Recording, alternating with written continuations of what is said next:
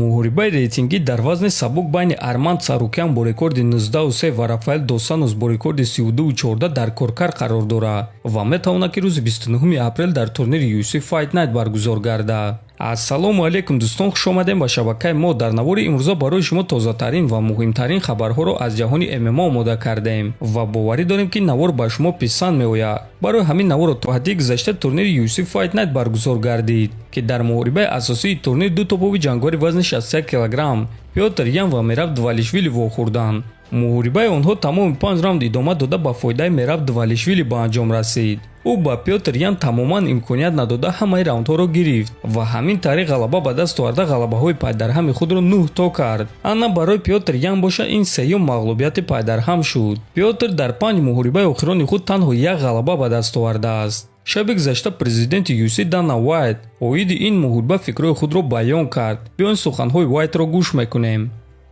муҳорибаи олиҷаноб одатан Пётр Ян суръати муҳорибаро пеш мебарад, аммо имрӯз ин корро Мераб кард. ӯ баромади беҳтарин нишон дод, махсусан дар ҳоле ки ин аввалин муҳорибаи 5раундаи ӯ буд. акнун Пётр Янро чӣ интизор аст? гӯш кунед, ӯ ҳоло ҳам яке аз беҳтарин ҷангварони ҷаҳон аст. имрӯз ӯ бо рақибе ҷангид ки бо мотиватсия калон ба муҳориба баромад. вақте ки дуюм рақами рейтинг дар муҳориба зидди сеюм рақами рейтинг шикаст мехӯрад, мо набояд гӯем ки эҳа ин ҷангвар тамом кард. Пётр Ян худи ҳозир бо яке аз беҳтарин ҷангварони ҷаҳон ҷангид, гуфтааст Уайт. дӯстон, шумо бо суханҳои Дана Уайт розӣ ҳастен ё не? метавонед фикрҳои худро дар комментаре нависен. шахсан ман фикр мекунам ки Пётр Ян баъди чемпион шудан, баъди камарбандро ба даст овардан мотиватсияи худро гум кард ва агар ки мо ба муҳорибаҳои ӯ пеш аз чемпион шудан ва баъди чемпион шудан аҳамият диҳем, ин чизро мебинем. аммо ба ҳар ҳол мо ба ӯ барор хоҳонем ва боварӣ дорем ки ӯ боз ба ғалабаҳо бармегардад.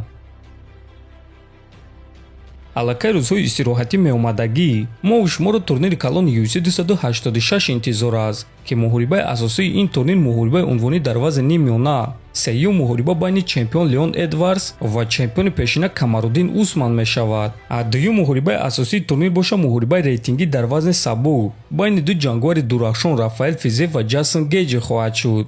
ҳамчунин дар ин турнир ситораи нави UFC ҷангвари ҷавон ва бебох Муҳаммад Мукаев баромад мекунад ки рақиби ӯ Жафел Фило хоҳад шуд. турнири UFC 286 аллакай рӯзи 18 март баргузор мегардад. варзишгари ҷавон ва бебохти тоҷик Нурулло Алиев дар интервюи нави худ гуфт ки чемпиони пешинаи UFC Ҳабиб Нурмагомедов бо тариқи занги телефонӣ ӯро барои ғалаба дар ташкилоти UFC табрик кард. Нурулло гуфт ки бисёриҳо маро хаёли Ҳабиб мекунанд, аммо ман ба ҳар яктаи онҳо нависонда ва ҷавоб дода наметавонам ки ман Ҳабиб не, балки Нуруллоюм. хайр Аллоҳ моро ҳамин гуна офаридааст ки чеҳраи мо, стили муҳорибаҳои мо монанданд, аммо ман дар ягон ҷо худро Ҳабиб гуфтагӣ нестам. дар ҳамаи ҷо ман мегӯям ки ман Нуруллоюм, ман тоҷикум. мо бо Ҳабиб шиносем, аммо шиноси наздик нестем. баъди охирон баромади ман, ӯ ба як бародаре ки бо мо якҷо нишаста буд занг зада маро табрик кард, гуфтааст Алиев. Ака ман мисол кад ҳар як тавай мисол наметавонам ки ҳар як тавай бинависам ки ман Ҳабиб нестам, ман Нуруллоюм мисол. Аллоҳ ҳам када ки мо мисол ҳафт мон ё ки стили ҷангмон, стили муҳорибаон ба ҳамон монанд шуда. Лекин ки ман дар ягон ҷои чизам мисол чизам накардам, ман Нуруллоюм, ман тоҷик.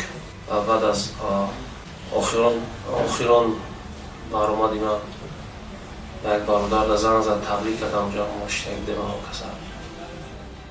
хотиррасон мекунем ки айни замон худи Нурулло Алиев дар Абудаби қарор дорад ва шаби гузашта ӯ бо яке аз ҷангварони дурахшони ҷаҳон, ҷангвари пешинаи UFC Забит Магомедшарипов дар кушодашавии толори UFC ҷим ҳамчун меҳмони олиқадр иштирок карданд ва дар он ҷо мастер-класс гузарониданд. худи Забит Магомедшарипов ана ҳамин аксро дар саҳифаи инстаграми худ гузошта Тоҷикистон ба пеш навишт. дӯстон, як факти аҷиб, Нурулло дар вазни сабук яъне 70 кг баромад мекунад, аз Забит Магомедшарипов бошад дар вазни ним сабук яъне 66 кг. аммо дар аксе ки мо мебинем ҳамаи чиз баръакс ба назар мерасад. ва акнун тасаввур кунем ки Забит Магомедшарипов аз ҷангварони вазни худ дида чӣ қадар баландтар ва бузургтар аст. дар ҳамин ҷо дӯстон навори мо ба анҷом мерасад.